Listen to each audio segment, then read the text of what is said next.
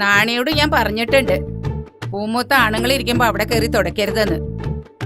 അങ്ങനെ നോക്കി അവിടെ അടിയും തുടങ്ങി നടക്കില്ല.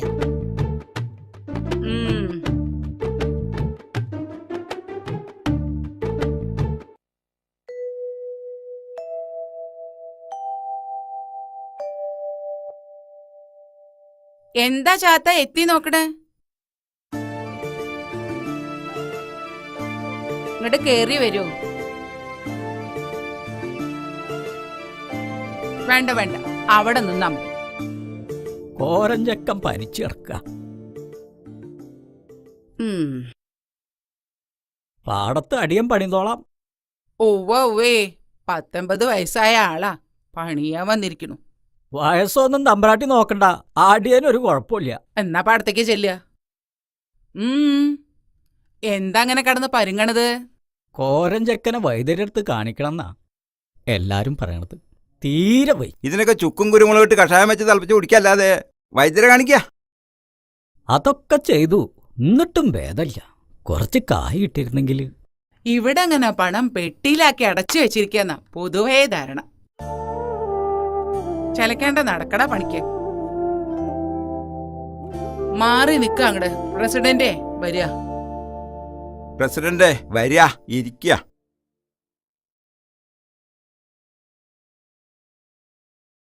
ഇരിക്കുക. ഇത്തിരി സംഭാരം എടുത്തോളൂ.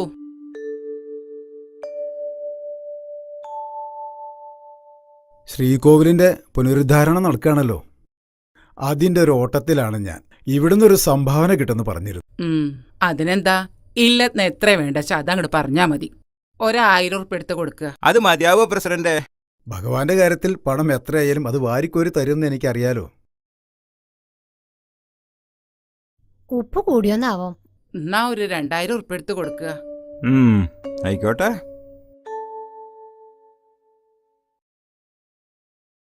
ദാനം സന്തോഷമായി തന്നെ സ്വീകരിക്കണമെന്നാണല്ലോ പ്രമാണം. എന്താ ഇവിടെ വായും പൊളിച്ച് നിൽക്കണോ? കോരഞ്ചക്കം പനിച്ചു കിടക്കുക. മനുഷ്യന്റെ കാര്യത്തിനേക്കാൾ കൂടുതൽ ദൈവത്തിന്റെ കാര്യത്തിലാണ് ഇവിടെ പ്രാധാന്യം. അല്ല മാഷേ, അമ്പലത്തിലേക്കൊന്നും കാണാനില്ലല്ലോ, തിരക്കാവുമല്ലേ? എനിക്ക് തിരക്ക് മനുഷ്യന്റെ കാര്യത്തിലാ.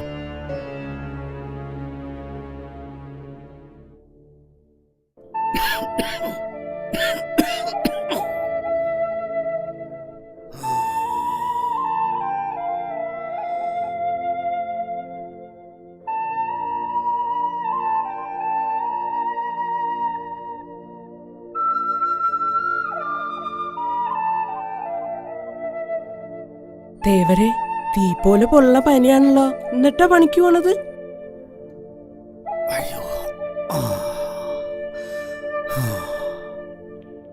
ചായ അടിച്ചോളി.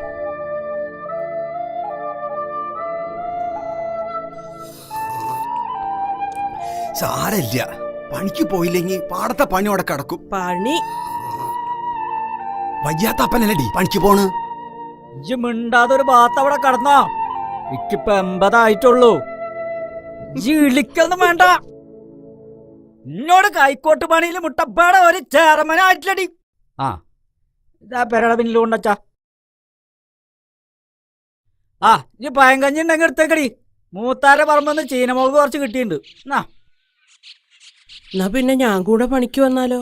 ഡാക്ടറെ കാണാൻ കായുണ്ടാവുമല്ലോ. വേണ്ട നീലി, ഇജ്ജ് അങ്ങോട്ട് പണിക്ക് പോണ്ട. തമ്പുരാന്റെ കണ്ണ് ചീത്ത കണ്ണാ. ഞാൻ അവിടെ പലതും കാണുന്നുണ്ട്. ആ മഞ്ചളുട്ടിയുടെ അനിയനല്ലേ ഇത്? എന്താപ്പോ മൂത്താരുട്ടി ഈ വഴിക്കൊക്കെ ആവോ?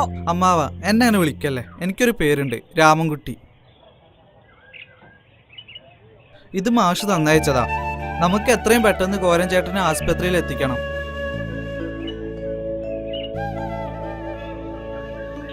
കുട്ടിയെ, ഇക്ക് പണിക്ക് പോവാൻ നേരായി.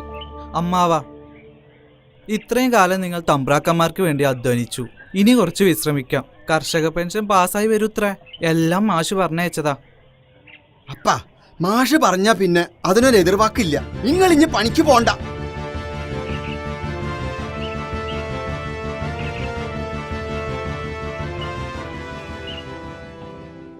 സഖാക്കളെ, ഞാൻ ദിവാകരൻ. മാഷ് എന്നെ ഏൽപ്പിച്ചിരിക്കുകയാണ് എല്ലാ കാര്യങ്ങളും. പാർട്ടിയുടെ തീരുമാനപ്രകാരമാണ് ഞാനിവിടെ എത്തിയിരിക്കുന്നത്. ഇനി നിങ്ങളുടെ എല്ലാ പ്രവർത്തനങ്ങൾക്കും ഞാൻ നിങ്ങളുടെ കൂടെ ഉണ്ടാവും. കോളനിയിൽ ഒരാഴ്ചയായി പട്ടിണിയിലാ പലരും. കൂലി പോരാന്ന് പറഞ്ഞപ്പോ പണി നിർത്തിക്കൊള്ളാനാ തമ്പുരാൻ പറഞ്ഞത്. ഇങ്ങനെ പോയ നമ്മൾ വിളിച്ച പലരും വരാണ്ടാവും. കുറഞ്ഞ കൂലിക്ക് പണിയെടുക്കാൻ കോളനി ആൾക്കാരുണ്ട്. പഠിച്ചത് മതി, അച്ഛൻ പണിക്ക് പോയി തുടങ്ങാനാ പറഞ്ഞത്. അച്ഛൻ വയ്യാണ്ട കടപ്പിലാ. ബാലകൃഷ്ണ, പഠിക്കണ കാലത്ത് പഠിക്കണം. നിനക്ക് എന്ത് സഹായത്തിനും ഞങ്ങളുണ്ടാ കൂടെ.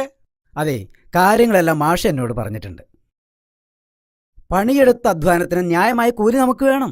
പിന്നെ കോളനിയിലെ എല്ലാ കുട്ടികളും സ്കൂളിൽ പോകണം. ഇവരുമായി കൂട്ടുകൂട്ടരെന്ന വീട്ടിൽ നിന്ന് പറയാറില്ലേ? കോളനിയിൽ നിന്ന് പലരും രഹസ്യമായി വീട്ടിൽ നിന്ന് പോവാറുണ്ട്. ഇത് ഗോപി. ചുരുക്കി പറഞ്ഞ നമ്മുടെ എതിരാളി കാര്യസ്ഥന്റെ മോനാ. ഇപ്പം നമ്മുടെ കൂടെ. നല്ലത്. നല്ലതിനെ തിരിച്ചറിയാനുള്ള വിവേകബുദ്ധിയുള്ള നിന്നെപ്പോലുള്ള കുട്ടികളാണ് ഇനി നമുക്ക് വേണ്ടത്. അടുത്ത ദിവസം ഞാൻ കോളനിയിൽ വരുന്നുണ്ട്. അന്ന് എല്ലാവരെയും കാണാം.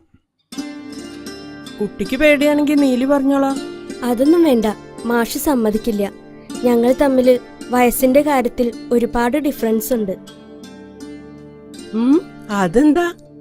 നീൽ ചേച്ചി എന്നേക്കാൾ ഒരുപാട് പ്രായം കൂടുതലാണ്. മാഷ്ക്ക് കുട്ടിയെ ഇഷ്ടാണെന്ന് എന്റെ ഭർത്താവിനോട് പറയണത് ഞാൻ കേട്ടിരിക്കണ്. അങ്ങനെയാണെങ്കിൽ എനിക്കൊരാഗ്രഹം കൂടി ഉണ്ട്. എന്താ? ഏതെങ്കിലും ഒരു ഭഗവതിയുടെ മുന്നിൽ വെച്ചായിരിക്കണം എന്റെ കഴുത്തിൽ മാലയിടുന്നത്. അത് നടന്നു തന്നെ. ഞങ്ങളുടെ പാർട്ടിയും കൊടിയായിട്ട് നടക്കണ ആളാ ദൈവത്തിന്റെ മുന്നിലേക്ക് വരുന്നത്. അമ്പലം എന്താ ദൈവം എന്താന്ന് അറിയാത്ത ആളോടാ.